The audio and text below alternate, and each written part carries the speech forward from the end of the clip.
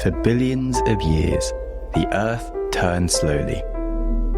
Tides rose and fell, stars wheeled overhead, and life moved with nature's will. Then we arrived, ta-da! And we had our own opinions about this whole nature thing.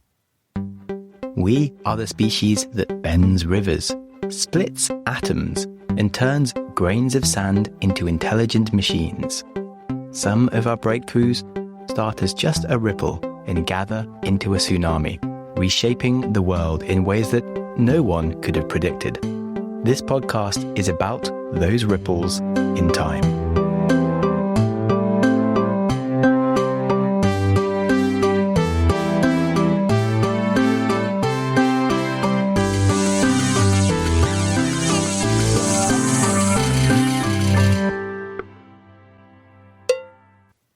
So, hello and welcome to How to Change the World, the podcast on a quest to journey through the entire history of innovation in chronological order, one leap at a time. In the process, we'll be plotting how the modern world was made and collecting the frameworks and levers that we can apply today to shape our future. I am Sam Webster Harris, your curious companion as we set sail on this odyssey. In this introduction episode here for you right now, I'm going to be setting the tone for the show, defining specifically what the show is and isn't about, and explaining the goals and principles that will be guiding our adventure. When we look at the world today, we are witnessing tectonic shifts. There are new powers rising, new currencies emerging, and new intelligences awakening. It does feel now like the pace of change is no longer human, as if history itself has come and sat on our fast-forward button. If we try and look towards the future, we see a big mist hanging over it where the only certainty is that it will be radically different, even in 10 years' time. But first, I'd like you to journey with me for just a second as we travel into the past. Just 10 years ago, with our shiny iPhone 6S in hand, we marveled at how cutting edge we were. Artificial intelligence was thought of as a powerful toy for playing chess or maybe tagging your friends on Facebook. And the idea of a global pandemic or a future war in Europe would sound like a sci-fi game plot. Well, let's wind back the clock 100 years to the 1920s. Suddenly we're surrounded by the rumbling of early automobiles and the crackling excitement of radio waves. People then couldn't possibly imagine the Second World War or nuclear technologies, or the fact that humans would one day carry entire libraries in their pockets. The audacity of human imagination was just beginning to stretch its legs. How about 1,000 years earlier? Now we're amid medieval monks painstakingly copying manuscripts by candlelight, completely unaware that their careful preservation would one day lead to global information networks. They were building the first bridges of human knowledge, one quite laboriously copied page at a time. Going back 10,000 years, suddenly we're watching the first agricultural revolutionaries. People who looked at wild grasses and thought, you know what, I bet I could make that grow where I want it to. It is said that our ancestors did not domesticate wheat, but wheat domesticated us, creating complex societal structures, the first ideas of property, and eventually entire civilizations. But we're not done yet. 100,000 years ago, you could imagine a small group of early humans huddled around a flickering fire, crafting stone tools, weaving the first clothes, carving sticks into the first weapons. Finally, 1,000,000 years ago, our hominid ancestors, the real pioneers, the first curious souls in known history of biological life, to look at their environment and think about how to control it, how to manipulate it. These inventors of fire are who we owe our entire concept of what our existence is. They, of course, didn't know they were laying the groundwork for space exploration, quantum computing, or stock markets. They were just getting through one day at a time. Well, what connects these moments? A relentless and almost comically optimistic human curiosity. We are the species that looks at the impossible and says, hold my beer. In my humble opinion, the thundering epic of human potential is one of the most fascinating stories there is. And the history of innovation hasn't been told in chronological order on a podcast, and it's about time it was. So on that, you might have the relevant question of, how am I going to deconstruct the entire history of innovation? Well, I have a fairly simple approach, but a weighty task. The plan is to trace the thread of innovation from the first main real recorded histories to the present day. On this journey, we'll be swimming through oceans of scientific and technological discoveries, but there's also economics, law, politics, religion, psychology, philosophy, and oodles more. A polymathic approach that appreciates the interconnected reality of occurrences. I really want to pull apart the lives, mental models, and civilizations that change the world so we can create our own playbook for progress, or at least more humbly, simply better understand the nature of change and appreciate the changes going on around us. Why am I doing this in date order? Well, I think to understand step change, it's really important to have the context, and the best way to do that is to start at the start and build from the ground up without skipping about. You can think about it like this. If you take a plane 10,000 miles from London to Tokyo, it's incredible to learn about the different culture in Japan, but it's also a bit like you take a portal to visit these random aliens on the other side of the world that apparently live on the same planet as you. However, if you walk or cycle the whole way from London to Tokyo, you start to understand the real concept of distances between the places. You get to see all the slight cultural changes country by country and the evolutions along the way. If we simply jump about through history, you don't understand how it evolves, how one thing leads to another, and navigating from one era to the next. But the point of the podcast and learning how to change the world is literally about learning how to navigate from one era to the next. On that, how do I decide what will make the cut as a world-changing innovation or not? And who am I to decide it? Good question. There are nearly endless numbers of fascinating stories and tinkerers from history. So my razor for deciding what to include will be if the innovation had a meaningful impact on at least 50% of humanity, or if it ranks as at least an 8 on the technological innovation Richter scale, which you might not have heard of, but it's a concept I'll talk about in a future episode, don't worry. Essentially, this means I'll only discuss innovations that were at least as impactful on society and individual human lives as the mobile phone or the internet. Doing that will help avoid politics or decision fatigue of why I've included one thing and not something else. So let's just curiously observe the facts, note down important lessons to take with us, and continue our quest. Right. What sort of schedule will I release on? Well, we'll see. I'm going to try and do one big history episode once a month. I might even try and release on the lunar calendar because I like the idea of having a big warning light in the night sky that I can't avoid.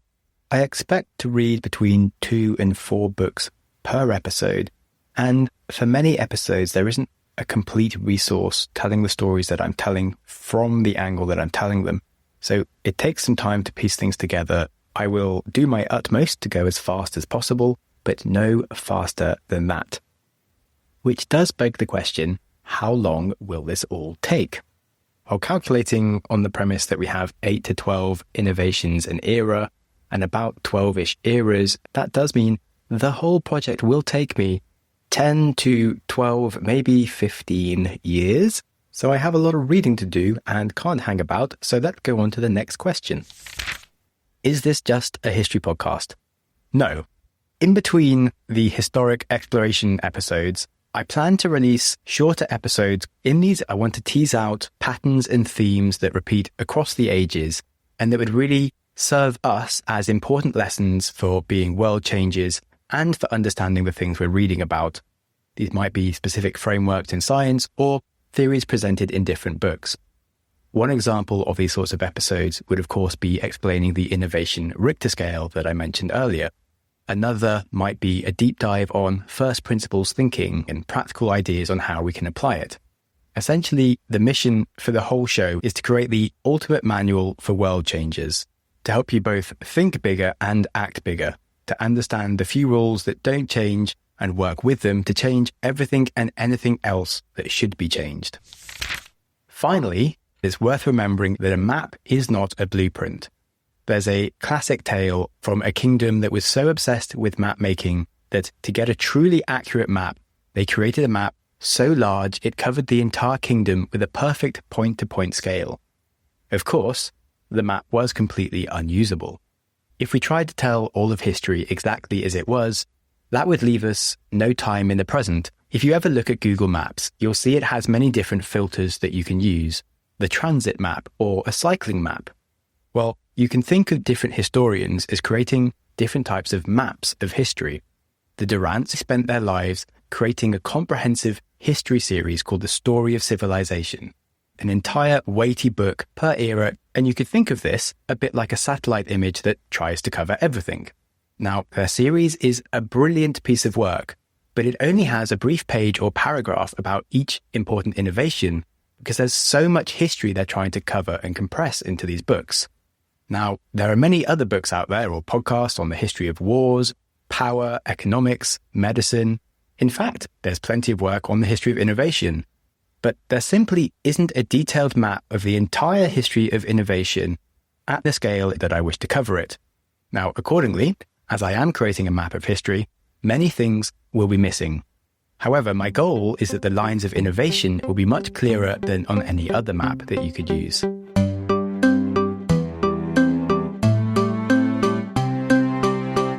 So, as this is an introduction episode, I thought I'd answer a few whys. Firstly, why am I doing this? Well, as a generic millennial, raised on a diet of David Attenborough, The Matrix and Age of Empires, who wouldn't ask this question of how to change the world?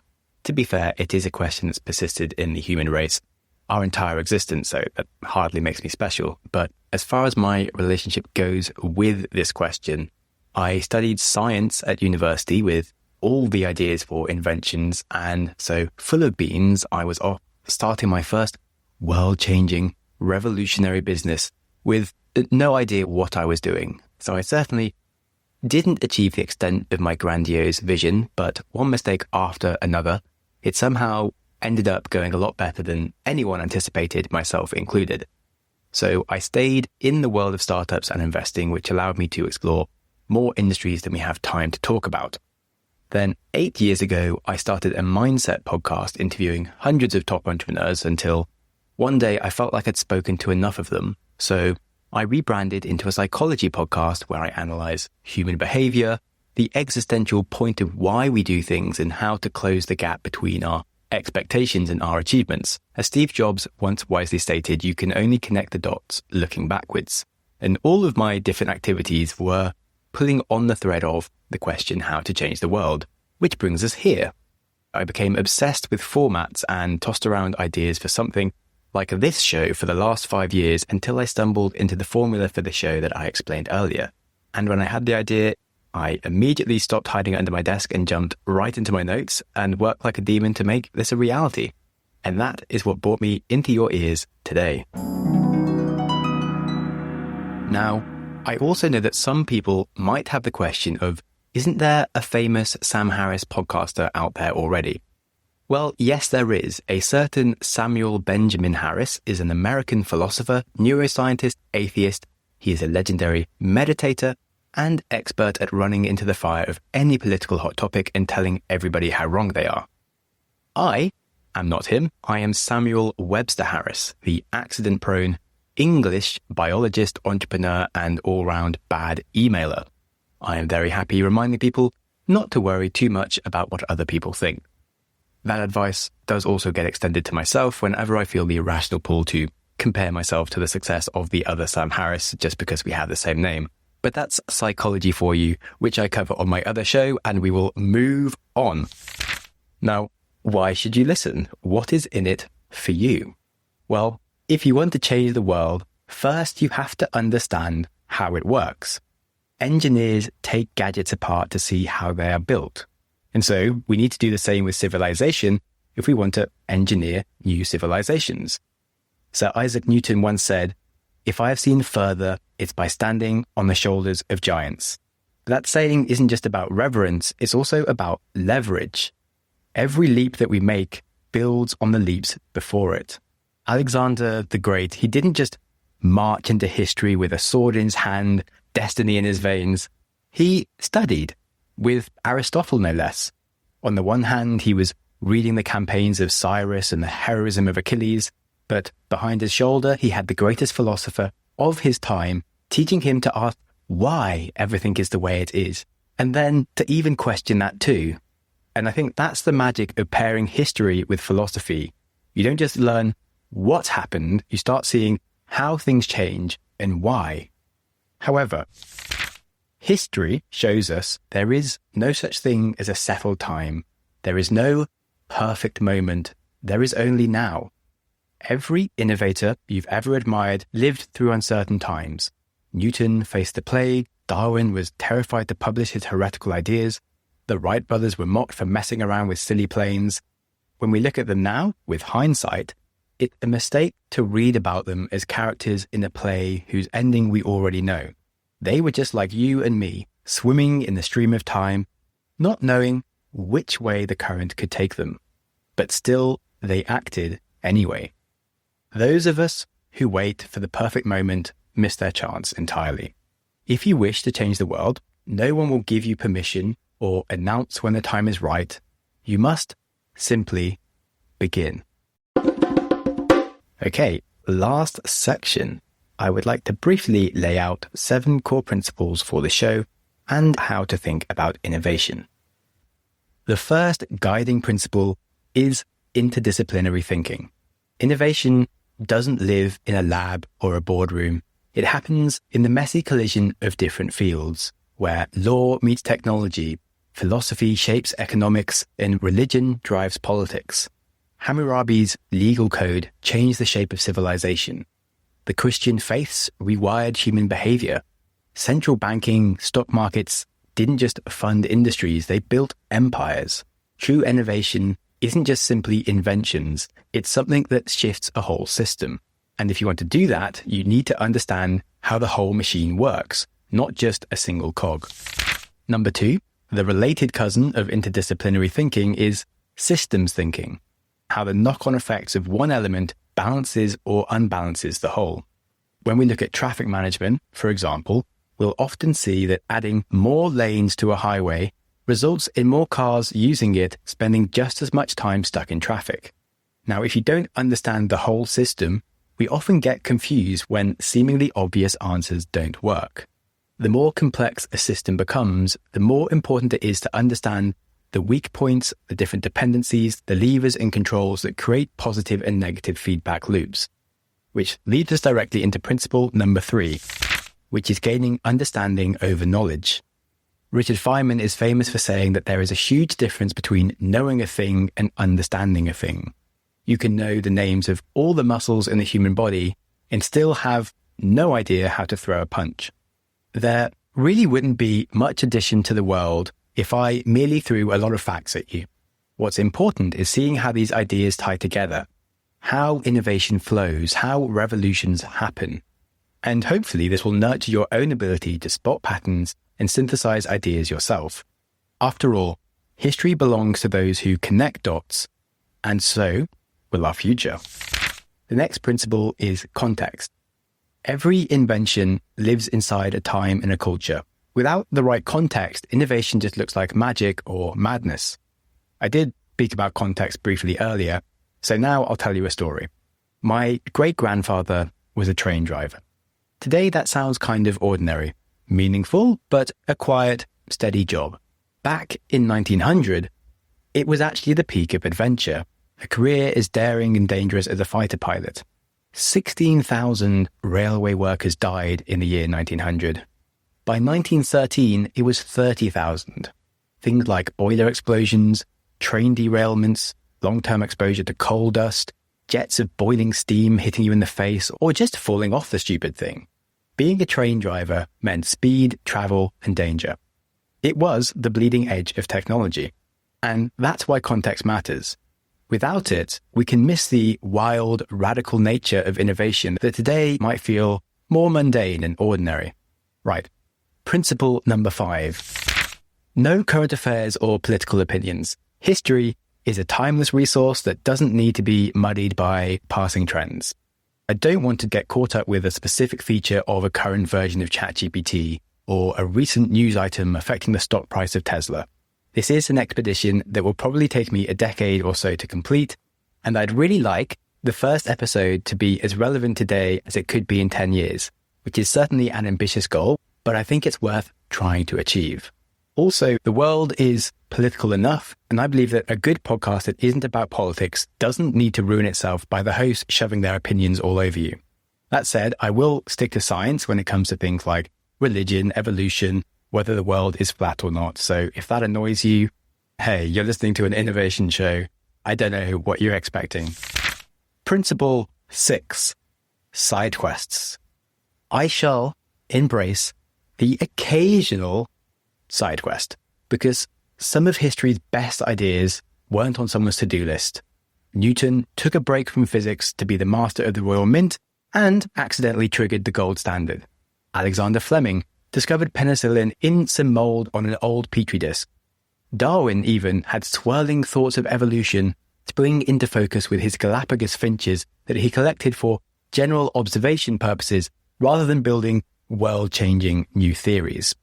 Thus, if it feels relevant to me, we shall double down on some interesting side stories for the joy of it. Why not? Every series that I'll do, there'll probably be at least one wildcard episode on an interesting person or event that might not fit the main thread on completely world-changing metrics, but perhaps it'll help deepen the picture for us. As they say, innovation doesn't always walk a straight line. Sometimes it stumbles sideways into greatness. And the final 7th principle, optimism. Woo! I think there's a lot to be optimistic about. It is so much easier to look smart, pointing out future disaster and complaining about things, but history favors the optimists. Shane Parrish has an awesome quote. Optimism is a performance-enhancing drug that is both legal and free. While experts predicted failure, Sam Walton opened discount stores in small towns that became Walmart. When critics said it's too risky, FedEx launched overnight delivery. Whilst pessimists write reports, optimists write history. Ooh, nice one. Progress is messy. It stumbles, it stalls, it gets lost, but it moves. And that's why this podcast will stand for optimism. I'm not saying blind faith that everything will be perfect. Humans are great at stumbling backwards and messing things up, but we're also pretty good at getting ourselves back together. And I think it's very rational to believe in progress. Okay, we have covered what the show is and what it isn't. We know where we're going. As we live our lives, it is easy to get wrapped up in the noise of today, yesterday's failures, tomorrow's fears, but history teaches us that noise fades. What matters is what endures. Right now, we are not just living through history, we are writing it. The mission of the podcast is to untangle the stories of innovation, extract the patterns of change, and build a manual for world changes. If you came here because you want to spark something new, or ride the waves of transformation, or simply understand the strange river of progress that we're floating down, well, you are in the right place. Welcome to How to Change the World, the lessons from the history of innovation. Let's begin.